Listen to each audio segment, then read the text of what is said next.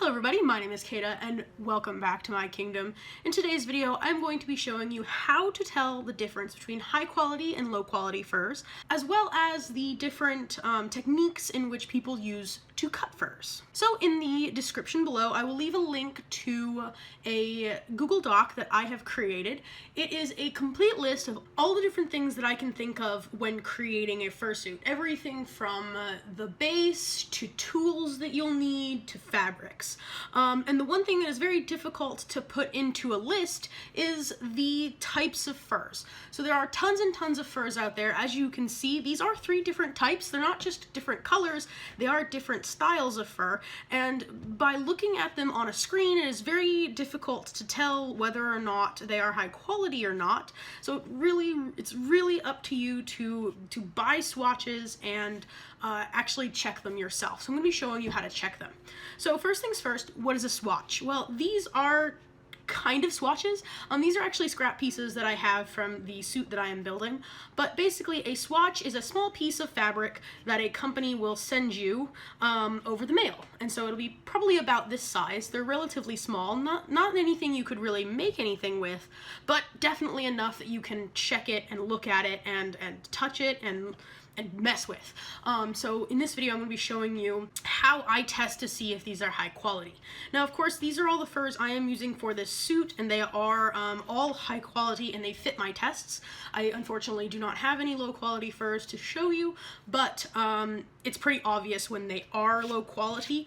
So let's go ahead and get started. Okay, so the first thing you're going to want to do is obviously wait till you have all of your swatches. I only have 3 here as examples. When you're buying swatches, you're definitely want to get as many as you think will work. So if your character is, say, 3 colors and you find 6 different furs from different companies, you're going to want to buy swatches from all of those companies. Swatches are normally pretty cheap, only about a couple of dollars, so it is significantly worth it to you to buy swatches of the fabrics so that you can go ahead and look at them and test them before buying $30 or $40 a yard each and wasting that money on a fur that you can't return and is low quality. So the first thing I like to do is cut them in half and then sew them together and then throw them in the washing machine or wash them however I plan to wash the finished product. This will show me, one, how they hold up when being sewn, how difficult it is to sew them, and then how they hold up to the method in which I'm washing them. Of course, in this video, I'm not going to actually show you that because your process of washing your suit will be different from person to person. So some people like to put their entire bodysuit into a bathtub, for example, and scrub it themselves. I like to make sure that all of my suits are machine washable. So I will machine wash and test all of the different furs and make sure that they will handle it. So it is up to you on how you want to wash your suit. I highly recommend doing a wash test on all of the different furs to make sure that they stay to your standards, because if they don't stay up to washing, why are you going to use it as a suit? Because you really need to be able to wash them. The second thing, and kind of in tandem with the first, so there's these 2 I do at the same time, is I look at them. I just look at them, I touch them, I compare them to the other furs, and just get an overall, opinion on them. So to me, obviously, I'm using all 3 of these furs for a project, so I do like them. They're all very soft to me. They have very good color and shine. They brush very easily. They look very good, and just overall, I think they look very good. They look good to me, and they feel good to me. This is the biggest thing that you need to look for when creating a suit for yourself, is do you like them? If you don't like them, why are you even going to try to use it for a suit? Biggest thing is making sure you like the fur. So even if they're the cruddiest quality ever, if you don't like them, or if you do like them, that is the biggest determining factor for your suit. So I do like all 3 of these furs, so I'm actually going to bring them on to the next level. The next thing you're going to want to do is actually check for quality. So if you really like all 3 of these furs, for example, you're going to want to take them and actually test them to see if they're good quality furs, because you might really like a fur, but it might not necessarily be a good idea to use in a suit. Now, that's not saying you can't use them. That's just saying that you might not want to use them because if they're low quality, you might not like them anymore. So how do I check for quality in furs? Well, first off, I go around the edges and kind of tug gently on the edges of the fur. And of course you're gonna get the little loose pieces that come off, but past that it shouldn't be unraveling. You shouldn't be unraveling at the seams when you do this. Of course you're gonna get the little teeny pieces that come off, but you shouldn't be doing this and the fur shouldn't be unraveling as you go down.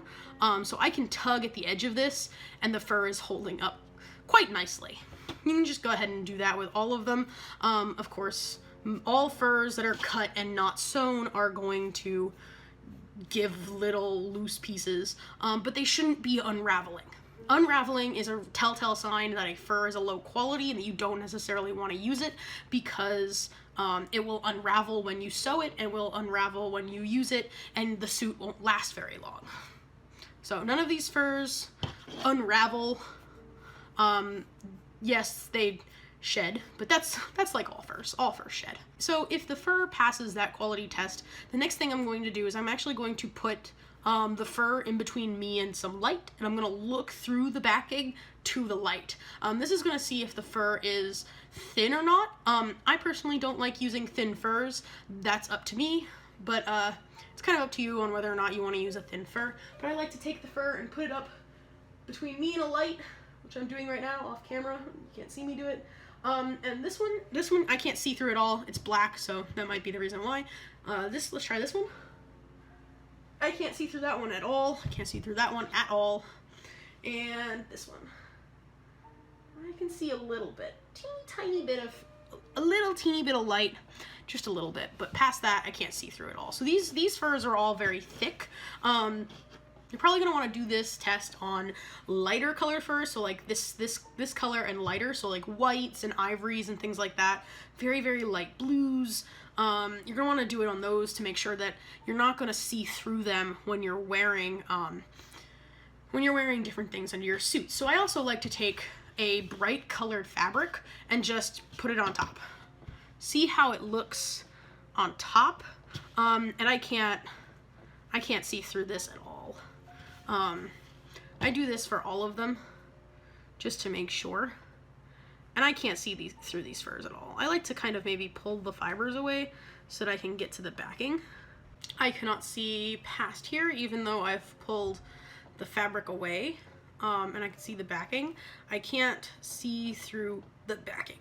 So this is a high quality fur. I'm gonna just brush it because it looks kind of gross. So I've gone through and looked through all of these. This is something you're probably going to want to do mostly with white furs, because white is one of the more thinner ones, one of the ones that you can see through the most. Even if they're very thick and you have, say, this type of fur in white, you still might be able to see through it. And this is just something you want to be aware of when you're making the suit, if your suit is mostly white, because you're going to want to make sure that what you're wearing underneath your Under Armour is either a solid color or is white itself, just so that you don't wind up with a bunch of patterns showing underneath of your fur. Alrighty, so once I've kind of done these tests, what I'm going to want to do now is do kind of an endurance check. So I like to just absolutely destroy these pieces and see what they can and can't handle. So some of the first things I like to do is like tug on the edges, like really hard. Like I was lightly tugging earlier, but this is really pulling. So yeah, there's some that's coming out, but again, like all furs, they get pieces that do come out, but it's not ripping. So I like to grab either side and like really pull. And this one isn't stretching too much. This is actually really good. I wasn't expecting this one to stretch so far, or not stretch this far. Of course, most furs have like a horizontal stretch. So if you see this one stretches across horizontally, but it does not have a vertical stretch. This is a one-way stretch. This fur, yeah, it's gonna stretch horizontally. You can tell the direction of the stretch because you'll see here, you see the way that the way it's sewn. This is up and down. You'll also see that that's the direction that the fur is going in. So this piece looks like a rectangle, but it's actually kind of a diamond. So this is a horizontal stretch, and this is a vertical stretch. Vertical, horizontal. horizontal. Oop, it's folding on me. But this fur piece is actually holding up really well. I can't rip it. I literally can't. This is a strong piece. So that's testing the backing. The next thing I like to do is test the edges. Again, like I said, I am pulling out some pieces, but I'm really pulling. Once your pieces are sewn, this shouldn't be an issue. So the next thing I like to do is test the pile. So whenever someone talks about the pile of a fur, this fluffy stuff, that's all that makes it a fur. This is the pile, and then this is the backing. So I like to pull in the pile. So I'll hold the backing in one hand and pull in the pile in the other. And it's really not coming out. Wow. Very surprised. I'm pulling real hard, and I'm only getting little teeny tiny tufts, which is pretty normal when it comes to furs. The next thing I like to do is I like to just scrub it until it gets really matted and kind of ugly. This is going to simulate you walking maybe your armpits or your crotch. So I like to kind of fold it in half like this, and then pinch it, pinch on the fold, and then rub it on itself. This will simulate anywhere that your fursuit bends. So an elbow, an armpit, a crotch, a knee, and this will get it all matted and gross. So that's kind of ugly. So then what I do is I come in here and I just brush it out like I would any other body part, and it bounces right back. It comes right back the way it was. And man, this is really good. This is really high quality. This is lasting. So this is a testament. This is kind of putting this fur through a few years of damage just in one sitting. You can go through and do this several times. You can like pull on this as hard as it can until it rips, see its breaking point. And that's kind of the point that I like to do with my swatches, is just put them to the test. Really pull them apart. So I'm just gonna grab either side and pull. I am really pulling, and nothing's really happening to it, which is very good. I mean, of course, the backing is getting kind of ugly, but that's like everything. So this piece is lasting really good. So this is a really good fur. Let's go ahead and do it on this one. Ooh, this one stretches a lot more. But again, this one is more horizontal. So like most furs, they do have a horizontal stretch, which isn't too big of a deal. Once it's all put together in a fursuit, this really isn't gonna hurt it too much. But yeah, this doesn't have as much of a vertical stretch either. But yes, it does have a very horizontal stretch, which isn't bad. Most fabrics have some kind of stretch. So I'm gonna pull in the fibers. Again, yeah, I'm getting parts that come off. But again, I'm being purposefully rough here. Let's see if I can rip this one in half. Okay, nope, I can't rip that one. But this one did stretch out a little bit more. That's not a bad thing. That's definitely not a bad thing. Yeah, so let's pull these fibers. Again, this one is holding up pretty much the same as the other one did. And you could sit here for hours and do this and just rub. I like to also take two different pieces and like rub them together.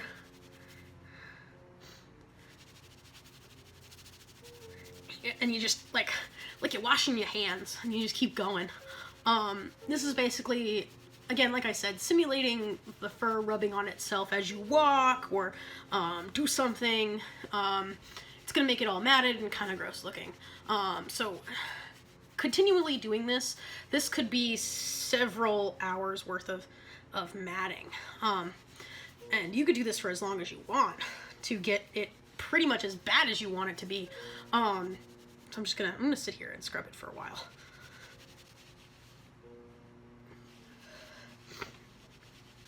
Alright, so now I've scrubbed it for a while. This is bad. This looks really bad.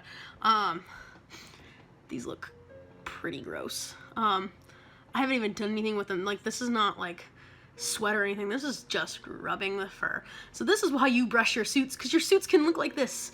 This looks disgusting, even though I literally just sat here and rubbed it. So let's go ahead and brush this one. So with big tangles like this, you're going to be very careful and carefully brush these out. Oh, and it's looking great already. Look at that. So this is the brushed side, and this is the not brushed side. It came out really well, so let's keep going.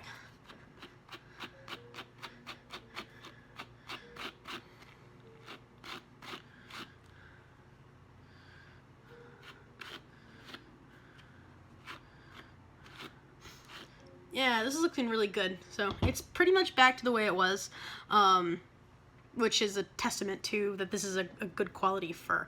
So one, it's soft, it bounces back from abuse, and it doesn't rip and tear, it doesn't fall apart really easy. I can hold it and handle it, and it works just great. So let's go ahead and look at this one. And this one's pretty matted too, so I've already tested this one with the matte test, but we're gonna try again. This one, this type of fur in particular, has like an undercoat almost. That one is a little thinner, this light tan one. So from thickest to thinnest, this black one is pretty thin and long. This one is relatively medium, and then this one is a lot thicker because it has almost an undercoat to it. It's very fluffy and pretty soft. Not saying the other two aren't soft, but this one's softer. So, wow. That's a difference. And it's still very soft. It still looks amazing. So this is a high quality fur. Keep brushing it out just so that I have it all brushed out. And it doesn't take very long to brush it all out, so that's surprising. There are some furs that take a while to brush stuff like that out. Alright, so I want to test the black fur. I want to scrub the black fur too, so I'm going to scrub it to this one. This piece. I'm going to put these two together and do the same test.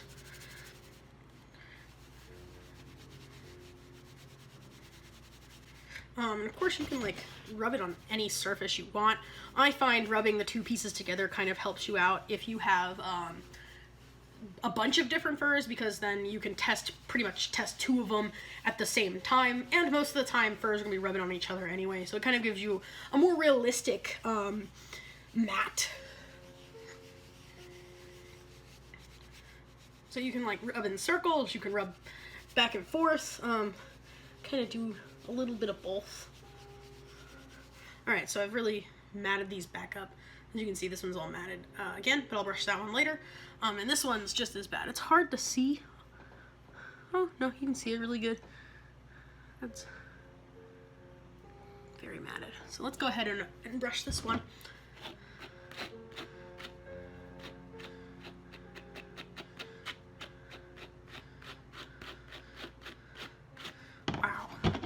Yeah, that's a difference. So yeah, of course, all three of these are really high quality. I mean, these are the ones I'm using for this suit. So of course I've already kind of gone through and done the quality test for them. So I know that they're good. But these are the things that I can tell you can do to test your own furs to make sure they're also high quality. Yeah, this one doesn't. Okay, so this one doesn't have nearly as much horizontal stretch. Not all of them do. It's a little stretchy. Of course, most fabrics are at least a little bit stretchy, but this one isn't nearly as stretchy as the other two are. That's not saying that it's bad. Having a little bit of stretch or a little bit more stretch really isn't a big deal. The only time that a stretch in a fabric is really bad is when it stretches and stretches and stretches and then doesn't bounce back. So these they stretch a little bit and then kind of bounce right back, so they're pretty good. There are some furs though that stretch a lot. I'll actually go show you an example right here.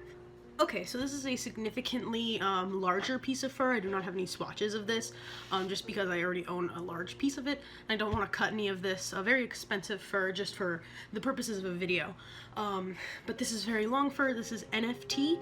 This is a proven really high quality fur, but this is an example of fur that has a 4-way stretch.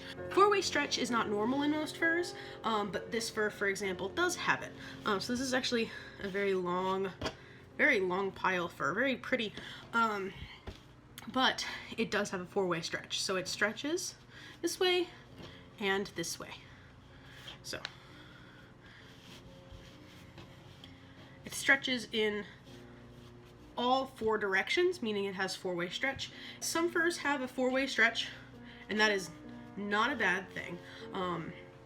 Is an example of this. This is a very high quality fur that has a four-way stretch, but most furs only have two-way stretch. So yeah, there are some furs that are good to stretch. There are some, but most furs don't have a stretch.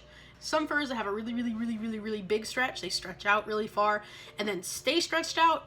That's bad. You don't necessarily want a fabric that stretches and stretches and then does not unstretch. Example here, this is a piece of Lycra. It's very stretchy. What happens when I stretch it is I stretch it out and it bounces right back to the shape it was.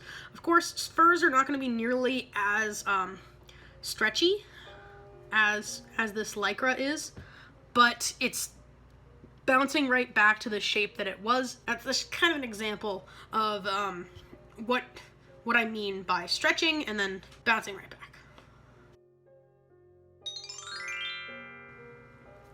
Hello everybody, so in this next part I'm going to be showing you how to cut furs. Alrighty, so the two different ways that I know of to cut fur is the first way with an X-Acto knife, X-Acto blade, any kind of craft knife really. I mean, they look like this. Ta-da! Make sure you, when you're not using them, you put the caps back on them. So this is one way to cut it with a singular blade, and this is really any one-sided blade. So this could be a knife, this could be a craft knife, this could be an X-Acto blade, box cutter, really any kind of blade. Most people use X-Acto blades just because, or this is a craft knife, because it has a nice handle like a pencil and you can hold it like a pencil, and then the blade is relatively small. You don't necessarily need a giant blade for cutting fur. Really only the tip of it is what you're going to need. And then the next thing I use is a small pair of scissors. A lot of people are going to sit there and go, no, don't ever use scissors when cutting fur. But I'll show you the correct way to use scissors, or really any other kind of double-bladed cutting tool. So this one has one blade, this one has two blades. And they cut differently. And the reason why a lot of people don't use scissors, or recommend that you don't use scissors and like warn against it, is something I'll show you in a second. So what I'm going to do is I'm going to cut each of these different pieces the correct way and the wrong way, or the correct ways and the wrong ways. I don't know which one I'm going to do which. So the first thing I'm going to do is I'm going to show you how to cut with the X-Acto blade. So I'm going to use this piece. So I have a handy-dandy marking tool. I always recommend getting some kind of marking tool, and just for the purpose of this, I don't have to mark anything, but I kind of want to. So this is a water-soluble pencil. This is a marking pencil. Never ever use Sharpie. The reason why you never use Sharpie on furs or fabrics is because the Sharpie will not come out, it will stain it permanently, and then when you wash it, it will bleed. It will get everywhere and it will stain the furs. I have a very nice light gray Under Armour t-shirt that has the phrase "this side down" on the back in bright red, and then a bunch of other markings because a suit that I had that I wore for the first time had a bunch of red Sharpie markings all over the suit, and when I sweat, it came off and came onto my Under Armour, and then you could see it through the fur. So you don't want to use Sharpie. Do not ever use Sharpie when working with fursuits. Always use some kind of marking pencil. Never use Sharpie for anything that will actually be on the suit. So fabrics, furs, foam, all of that stuff, don't use Sharpie. It will bleed. For other things, Sharpie can be used for patterns. So like if I'm drawing on some newspaper, and the newspaper is going to just be the pattern for the fur that I'll lay on top of it, you can use Sharpie with that. That's perfectly fine to use Sharpie with, because the paper and the newspaper and, you know, all that other stuff is not going to be a permanent part of the fursuit, so it'll be a-okay. But if it will be a permanent part of the suit, you don't want to use Sharpie on it. So get yourself some kind of marking pencil. They come in a bunch of different colors. See, here's a blue one. I highly recommend getting some kind of marking tool, because then you can it'll wash right out, and it'll make your patterns look really nice and neat and pretty, and your finished product will look great. So I'm just gonna mark a corner.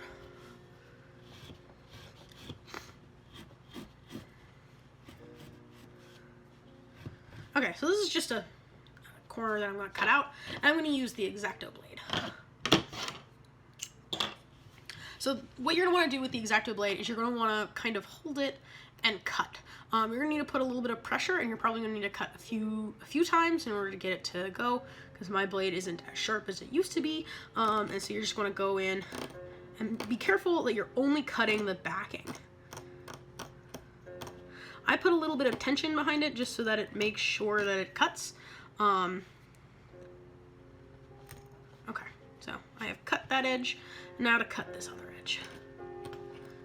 So yeah, if your blade is a lot sharper than mine, it will cut better, but mine is kind of dull because I've used it a bunch.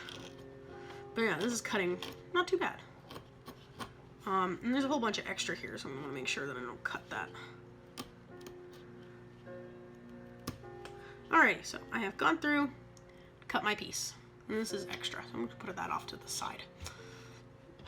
I'm going to cap my knife, and I'm going to examine this. So as you can see, the fur looks perfect. It is still long and luxurious on this side, but I have not gone through and cut this on any corner. So I'm just going to remove some of the extra here. This looks good. This is how you want to cut your pieces out, and this is why a lot of people say use some kind of craft knife, use some kind of one-sided blade. You don't want to use scissors. I'm going to tell you that that's not necessarily the case if you can do it right. So I'm going to show you how to cut with scissors. So here's another piece. I'm going to do a very similar cut where I come down. My blue one.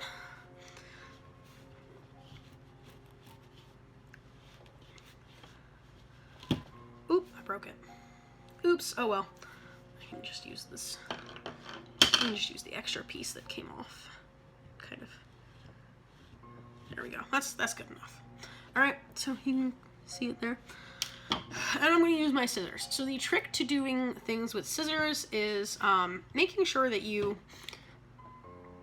get just the backing. So a lot of times when people cut with scissors, they will cut like any other fabric. And the key to scissors is making sure that you only cut the backing. I'm going to go through here. And you're just going to make little snips and make sure that you're not cutting the backing. You're just kind of barely putting the scissors up underneath the fur, just enough that you just trim the backing, and you're not actually cutting any of the pile underneath. So. This is something that you need to be careful doing anything with fur, because you can press too hard with an X-Acto blade and still cut the fur fibers underneath. You wouldn't believe how many times I've done that not realizing, and then pulling the piece out of the entire piece and realizing, oh man, I cut all the things. So this is still exactly the same as if I had cut it with an X-Acto blade. So, both pieces, of course this one's bigger, but both pieces still have all of their fur fibers. So I'm going to show you what people do wrong when they cut fur with scissors. So I'm going to do that. I'm so sorry, black fur, you're going to have to be the victim here. So I can use this and just go right here and... Alright, here's my square. Alright, I'm so sorry, black fur, this hurts me more than it hurts you, alright? So this, what I'm doing is I am just taking my scissors and I'm putting it completely underneath, like this. Completely underneath. Just cutting it like any other fabric. So, because this is a lycra. This is a piece of lycra that I've been using. You can just put your scissors underneath of here and just cut. And it doesn't matter. You know, that's just how you cut fabric. Fur, you can't do that. So, if I did the same thing for the fur... Oh, I'm so sorry. I'm sorry, I know. I feel so bad. I feel really bad. Oh, okay. So first of all, there's a whole bunch of extra that's coming all off. Make everything messy. Look at that. That's so sad and pathetic. It's terrible. So this is what people mean when they say don't use scissors. Obviously, the fur fibers are cut. you know, it has this nasty edge. So this is fur cut incorrectly with scissors. Here is the piece that is cut correctly with scissors. So you can still see here there's a big difference, and you can cut fur with scissors. And then here is the piece still cut correctly with an X-Acto blade. So these two pieces look exactly the same. They are cut different styles, one with scissors and one without scissors. And it still looks good, and it's still exactly the same. And personally, I find it to be faster, and I find the edges to be crisper when you cut them with scissors like this, not like this. So this is what people mean when they say don't cut fur with scissors. It causes these really nasty, jagged edges, and that looks bad. And the problem is you're never going to be able to hide this with a seam. This is going to show really badly. This just looks so sad and pathetic. I feel really bad. This is a really long, pretty fur, and it's cut so badly. So this is what people mean when they say don't cut fur with scissors. But you can totally cut fur with scissors if you are careful and you just put it right up underneath and you don't just hack away at these edges. So if you are nervous and you're afraid of cutting fur with scissors, you can of course use some kind of one-sided blade. I do find it to be a little bit easier to not mess up with the blade, and just make sure you don't press down too hard, that you cut these fibers. But it's completely valid to cut with scissors or a knife. I hope this video was helpful for you. Remember, in the description below there is a link to the full list that I created on Google Docs that has all of the different tools and materials and links to websites to buy fur online, and links to different creators who make head blanks, and you know, anything from head blanks to silicone noses and tongues and claws and all kinds of things. I made a full list and it is linked below. I obviously am not, you know, affiliated with any of those things. I find that those are very helpful resources for me, and I really hope you check it out and take a look at it. It should be able to help you get started when making your own fursuit. If there's anybody you know that makes different fursuit pre-made items, like resin head blanks or silicone noses or anything like that, feel free to comment them in the comments below. I will add them to the list. These are just the ones that I find that people use the most often, and they're really common and have been proven to be pretty good.